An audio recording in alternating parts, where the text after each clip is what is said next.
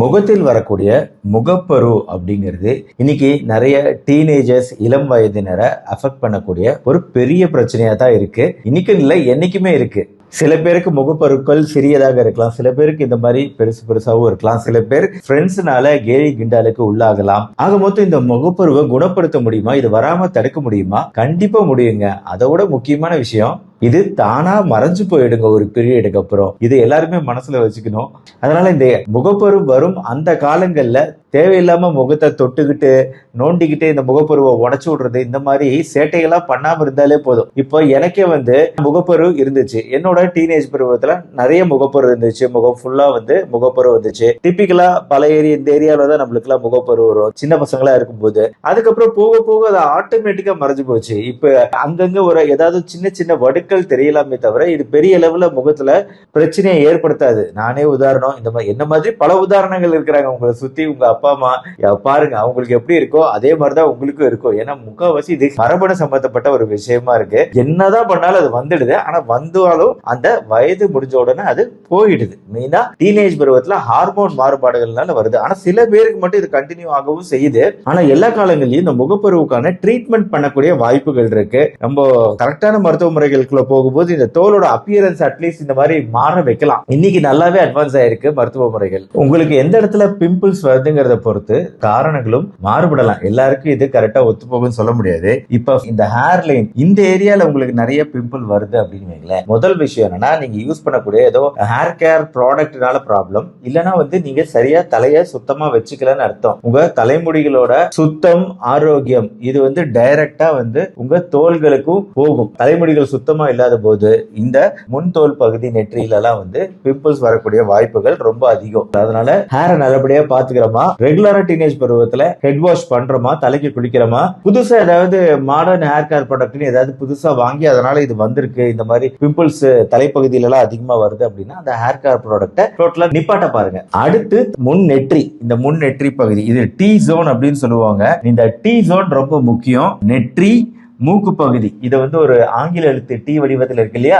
இங்க முகப்பருக்கள் வருவதற்கான காரணம் முக்கியமா மன அழுத்தம், ஸ்ட்ரெஸ். இந்த வயசுல ஸ்ட்ரெஸ் ரொம்ப அதிகமாவே இருக்கும். எதுக்கு எடுத்தாலும் கோபப்படுறது, சண்டை போடுறது, ஏமாற்றம், கவலைப்படுறது எல்லாமே இந்த வயசுல அதிகம். அதனால ஸ்ட்ரெஸ் அதிகமா இருந்துச்சுன்னா இந்த இடத்துல பிம்பிள்ஸ் அதிகமா வரும். ஜீரணம் சரியா இல்ல, இம்ப்ராப்பர் டைஜஷன், சரியா ஜீரணம் ஆகல உணவுகள் அப்படின்னா இங்க வரும். சரியா தூக்கம் இல்ல அப்படின்னா இந்த டி ஜோன்ல அதிகமான முகப்பருக்கள் வரும். சரியா சாப்பிடல, உணவு ரொம்ப மோசமா இருக்குது, நிறைய ஆயில் எண்ணெய் பதார்த்தங்கள் இந்த வயசுலதான் ரொம்ப ரொம்ப காமன். இது இப்பதான் டெவலப் ஆகும் இல்லையா? சின்ன வயசுல சிறு வயசுலதான் முக்கியமா டீனேஜ் பருவத்துல கொஞ்சம் பாக்கெட் மணி கையில கிடைச்ச உடனே பேரண்ட்ஸ் காசை வாங்கிட்டு போய் அந்த ரோட்டோரமா இருக்கக்கூடிய பானிபூரி, பேல்பூரி அது இதுன்னு சாப்பிடுறது, அப்புறமா அந்த ஐஸ்கிரீம் பார்லர்ஸ்க்கு போறது, ஐஸ்கிரீம்ஸ் ஃப்ரெண்ட்ஸோட உட்காந்து ஜாலியா ட்ரீட் அப்படின்னு சொல்லிட்டு சாப்பிடுறது. மற்றபடி எல்லா வெஸ்டர்ன் உணவுகளுக்கும் நம்ம எக்ஸ்போஸ் ஆகிற பீரியடே இந்த பீரியட் தான். மெயினா இந்த பீரியட்ல ஹார்மோன் மாறுபாடுகளும் இருக்கும். அதனால உங்களுக்கு அந்த உணவு முறை ஒரு பேடான உணவு முறைக்குள்ள போகும்போது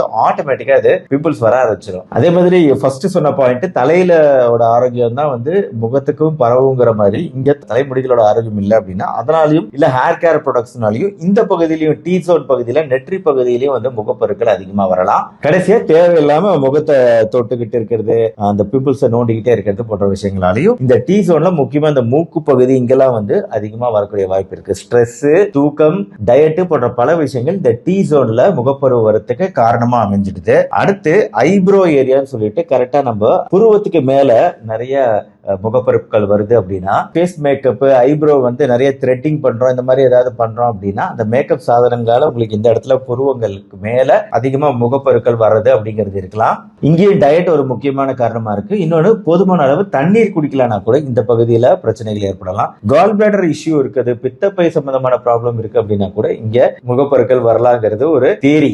அடுத்து நான் சொன்னேன் இல்லைங்களா, இந்த பகுதி நம்ம கண்ணம் பகுதி இங்கதான் எனக்கு அதிகமா வந்துச்சு. ஆக்சுவலா இதுக்கு என்ன ரீசன் போட்டிருக்காங்க அப்படின்னா, டர்ட்டி பில்லோ கேஸ், அதாவது நம்ம படுக்கும் தலைகாணி இதெல்லாம் ரொம்ப அழுக்கா இருக்கு அப்படின்னா அதனால வரலாம்னு போட்டிருக்கிறாங்க.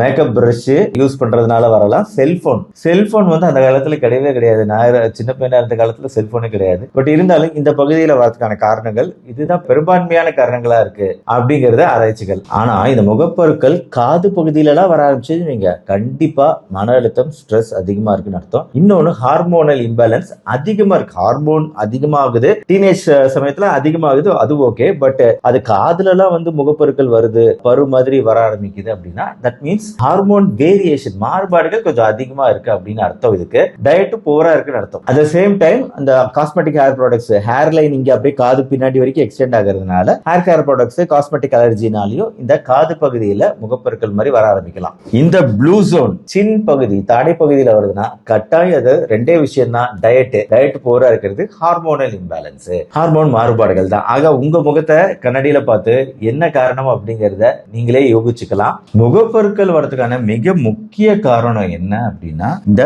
தோல்ல இருக்கக்கூடிய நுண்ணிய ஓட்டைகள்க. முகத்துல மொத்த தோல் பகுதியிலையும் நுணுக்கமான சின்ன சின்ன ஓட்டைகள் இருக்கு.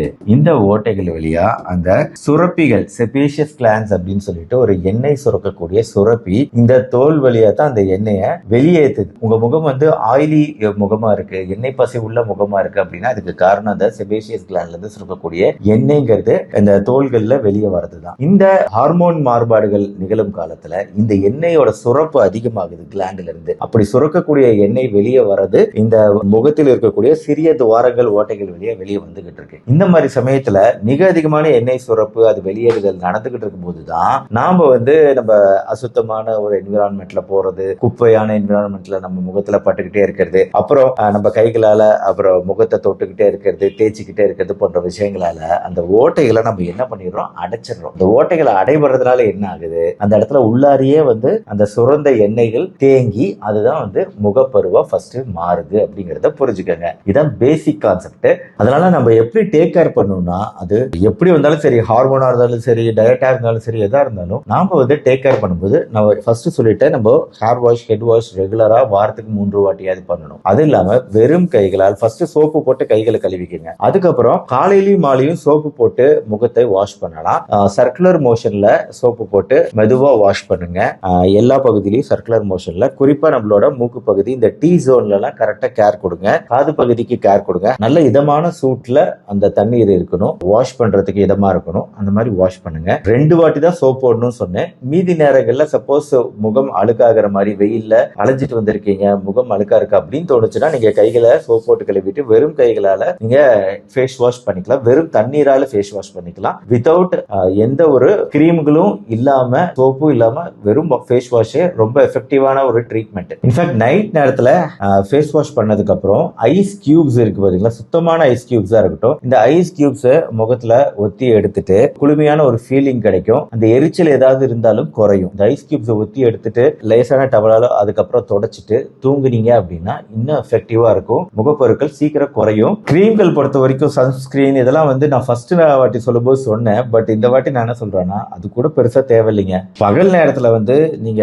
கிரீம் போடுறீங்க அப்படின்னா நம்ம ஊர் கிளைமேட்டுக்கு அந்த கிரீம் அவ்வளவு எஃபெக்டிவா வேலை செய்யறது இல்லை அப்படிங்கிறது இப்ப அனுபவத்துல, எக்ஸ்பீரியன்ஸ்ல தெரிய வருது. அதனால நம்ம என்ன பண்ணலாம்னா, இதை வந்து இரவு நேரத்துல அப்படி ஒரு கிரீம் இருக்கு, மாய்ஸ்சரைசர் கிரீம்லாம் கூட இரவு நேரத்துல ஃபேஸ் வாஷ் பண்ணிட்டு போட்டுக்கிறது அப்படிங்கிறது கொஞ்சம் ஹெல்ப்ஃபுல்லா இருக்கும். பகல் நேரத்துல இந்த தூசு அதிகமா இருக்கக்கூடிய சூழ்நிலையில இது தேவையில்லைன்னு நினைக்கிறேன். ஃபவுண்டேஷன், மேக்கப் இது எல்லாமே வந்து தேவையான நேரத்துல, ஃபங்க்ஷன் நேரத்துல யூஸ் பண்ணலாமே தவிர ரெகுலர் ஃபவுண்டேஷன் மேக்கப்லாம் போட்டீங்கனாலும் இது இந்த டீனேஜ் பருவத்துல இந்த ஹார்மோன் மாறுபாடுகள் நடக்கிற பருவத்துலலாம் அது ரொம்ப பயங்கரமா வேலை செய்யும், முகப்பருக்களை அதிகமாக்கிடும். அதனால அதெல்லாம் அவாய்ட் பண்ணிக்கிறது பெட்டர். பின்னாடி காலத்துல கூட நீங்க நிறைய மேக்கப் போடலாம். ஆனா டீனேஜ் பருவத்துல கொஞ்சம் குறைச்சிக்கிறது தான் பெட்டர். மற்றபடி ஹோம் ரெமடிஸ் பத்தி பேசிருக்கிறேன். டீ ட்ரீ ஆயில் அப்படின்னு சொல்லிட்டு இருக்கு, இந்த ஆயில் அப்ளை பண்றது, இதுவும் இரவு நேரத்துல தான். அடுத்து பிரெஞ்ச் கிரீன் கிளே அப்படின்னு கிடைக்குது, இதுவும் இரவு நேரத்துல பயன்படுத்தக்கூடிய ஒரு விஷயம். பட் இதெல்லாம் கொஞ்சம் காஸ்ட்லி. ஒரிஜினலான சந்தனம் கிடைச்சது அப்படின்னா, சந்தன கட்டை, ஒரிஜினலான சந்தன கட்டை இருந்துச்சுன்னா அதை தேய்ச்சி அந்த சந்தனம் நம்ம அப்ளை பண்றதுங்கிறது கொஞ்சம் கேட்கும், கொஞ்சம் குறையும், எரிச்சல் குறையும், அது பெருசாகிறது குறையும். இதுவும் இரவு நேரத்துல அப்ளை பண்ணுங்க, பகல் நேரத்துல அப்ளை பண்ணாதீங்க. ஈவன் சந்தனம் அப்ளை பண்றோம்னா கூட. ஆனா இன்னைக்கு சந்தன கட்டையே ஒரிஜினலா கிடைக்க மாட்டேங்குது. கற்றாழை எல்லா இடத்துலயும் வளரக்கூடிய ஒரு செடி. கற்றாழைய கட் பண்ணுனா நடுவுல உள்ள வெள்ளையா இருக்கக்கூடியது ஃபர்ஸ்ட் மஞ்சள் நிறத்துல இருக்கும். அதெல்லாம் சுத்தமா கழுவி எடுத்துடணும். அதுக்கப்புறம் தான் உள்ள இருக்கக்கூடிய வெள்ளை லேயருக்குள்ளேயே போக முடியும். கற்றாழையை வந்து பீஸ் பீஸ் ஆக்கி அதில் ஃப்ரிட்ஜில் வச்சுக்கலாம். ஃப்ரிட்ஜில் வச்சுட்டு அதை வந்து அப்ளை பண்ணலாம். அப்பப்போ வந்து நம்ம தோல் மேல அப்ளை பண்றதுங்கிறது அது ஒரு ஜெல்லி, இயற்கையான ஜெல்லி அப்ளை பண்றது நல்லது இரவு நேரத்துல. மற்றபடி கிரீன் ட்ரீ எக்ஸ்ட்ராக்ட் இதெல்லாம் வந்து காஸ்ட்லியான ஐட்டம். இப்ப லேட்டஸ்ட் மருத்துவ முறைகள் பாத்தீங்கன்னா நல்ல எஃபெக்டிவான மருந்து மருந்துகள் வந்திருக்கு. ரெட்டினாய்ட்ஸ் அப்படிங்கிற குரூப்பை சேர்ந்த மருந்துகள் இதுக்கு உபயோகமா இருக்கு. மெயினா இந்த சின்ன சின்ன துளைகள் அடைபடுறது தானே பிரச்சனை. இது அடைபடாம பாதுகாக்கிற மருந்துகள் இருக்கு, கிரீம்கள் இருக்கு. ஆன்டிபயோட்டிக் கிரீம்கள் கிளிண்டாமைசின் வித் பென்சாயில் பெராக்சைடு அப்படின்னு சொல்லிட்டு இந்த மாதிரி ஆன்டிபயோட்டிக் கிரீம்கள் இருந்தாலும் இதை தனியா ரெக்கமெண்ட் பண்ண மாட்டாங்க யாருமே. பட் இது இன்ஃபெக்ஷன் இருக்கு, ரொம்ப பெருசா இருக்கு, ரொம்ப வீங்கி போயிருக்கு, பெருசாகிட்டே போகுது, இந்த மாதிரி சூழ்நிலைகள் இது தோல் டாக்டர் டிசைட் பண்ணுவார். இப்ப நான் சொல்லிட்டு இருக்கிறதெல்லாம் ஆங்கில மருந்துகள், ரெட்டினாய்டு குரூப் மருந்துகள், ஆன்டிபயோட்டிக் கிரீம்கள். மூணாவது 20% அசிலைக் ஆசிட் கிரீம்னு ஒண்ணு இருக்கு. அதுவும் வந்து உங்க தோல் மருத்துவரோட பிரிஸ்கிரிப்ஷன் தான். காலையிலயும் மாலையிலயும் அப்ளை பண்ணும்போது எஃபெக்டிவா கேக்குது. ஆனா இப்ப தோல் மருத்துவரே கூட இன்னும் வேற விதமான ட்ரீட்மெண்ட் மெத்தட்ஸ் எல்லாம் இப்ப அவங்க டெவலப் பண்ணிருக்காங்க. ஒண்ணு வந்து இந்த லைட் தெரப்பி, இன்னொன்னு கெமிக்கல் பீல்னு சொல்லிட்டு அந்த அடைபட்டிருக்க அந்த துளைகள் அடைக்கப்படுறதான பிரச்சனை. இது அப்படியே வந்து அந்த கெமிக்கல் பீல் மூலயமா எடுத்துடுறாங்க. ஈவன் டாக்டர் இல்லாதவங்க கூட இன்னைக்கு ஒயிட் ஹெட், பிளாக் ஹெட் இதெல்லாம் வந்து ஒரு ஸ்பெஷலான டூல் வச்சு எடுத்துடுறாங்க, நசுக்கி அதை உள்ள இருக்கிறத வெளியே எடுத்துடுறாங்க. இதுல வேற எந்த மருந்தும் கலக்கப்படல, ஒரு பிசிக்கலான மெத்தட் தான் அப்படின்னா, பிளஸ் அவங்க ஒரு பயிற்சி பெற்றவங்களா இருந்தா நீங்க வந்து இந்த மாதிரி ட்ரீட்மெண்ட் பண்ணிக்கலாம். ஆனா வந்து அவங்க பயிற்சி பெற்றவங்களா, அவங்களோட சர்டிபிகேஷன் இருக்காங்கிறது தெரியாம நீங்க பாட்டுக்கு தெரியாம போய் உட்காந்துட்டீங்கன்னா சைடு எஃபெக்ட் பக்க விளைவுகள் வந்துச்சுன்னா உங்களுக்கு தான் அது பிரச்சனை. பிம்பிள் இல்லாத மாதிரி இருக்கு, ஏன்னா அங்க உள்ள இருக்கக்கூடிய அந்த சீபம் கலெக்ட் ஆனது, அந்த ஆயில் செக்ரேஷன் வந்து உள்ள போய் கலெக்ட் ஆயிருக்கும். அது அப்படியே பருக்கள் வந்து பெருசா தெரியும். அப்ப இதை போட்டு இந்த கெமிக்கல் பீல் மூலமா அதை எடுக்கும் போது அப்படியே அந்த ஆயிலும் சேர்த்து வெளியே வந்துடுது. அப்போ இந்த ட்ரீட்மெண்ட் பண்ணும்போது உங்களுக்கு முகம் வந்து முகப்பரு இல்லாத மாதிரியே எல்லா பருக்களோட சைஸ் குறைஞ்சு போய் அப்படியே கிளியரா இருக்கும். ஆனா ஒரு பெரிய பிரச்சனை என்னன்னா இந்த மாதிரி தெரப்பீஸ்ல திருப்பி வந்துடும். ஓவர் எ பீரியட் ஆஃப் நாட்கள் போக போக அது திருப்பி வந்துடுது, திருப்பி முகப்பரு. இன்னைக்கு ஸ்டீராய்டு இன்ஜெக்ஷன் கொடுக்குற அளவுக்கு அதுக்கு ட்ரீட்மெண்ட் முறைகள் டெவலப் ஆகியிருக்கு. ஆக இதெல்லாம் லேட்டஸ்ட் ட்ரீட்மெண்ட் முறைகள் மற்றும் ஹோம் ரெமிடிஸ் எல்லாமே நான் உங்களுக்கு சொல்லிட்டேன். மொத்தத்துல ரொம்ப கவலைப்படாம, ரொம்ப இதை பத்தி ஃபீல் பண்ணாம, இப்ப நான் சொன்னால என்னையே ஒரு உதாரணமா எடுத்துக்கிட்டு இதெல்லாம் காலப்போக்கில் மறையக்கூடிய ஒரு பிரச்சனைன்னு நினைச்சு இதை பத்தி கண்டுக்காம விட்டுட்டீங்க அப்படின்னா எந்த பிரச்சனையும் ஏற்படாது. ஒரு 2-3 வருஷம் நீங்க அதை சகிச்சுக்க வேண்டியிருக்கும், அவ்வளவுதான். காலேஜ் லைஃப் முடிஞ்சோடனே அது காண போயிடும். ஆக முகப்பரு குறித்த இந்த 2வது வீடியோ இன்னும் கொஞ்சம் பிராக்டிக்கலா இருக்கணுங்கிறதுக்காக நான் இதை எல்லாத்தையும் சொல்லியிருக்கிறேன். எல்லாருக்கும் உபயோகமா இருந்திருக்குன்னு நினைக்கிறேன். உங்க ஃப்ரெண்ட்ஸ் ரிலேட்டிவ்ஸ்க்குலாம் இதை ஷேர் பண்ணுங்க, பிடிச்சிருச்சா லைக் பண்ணுங்க. நம்ம சேனல் டாக்டர் கார்த்திகை தொடர்ந்து இந்த மாதிரி மருத்துவ தகவல்களை பார்க்க ஃபாலோ பண்ணுங்க. மறுபடியும் நாளைக்கு பார்ப்போம். நன்றி, வணக்கம்.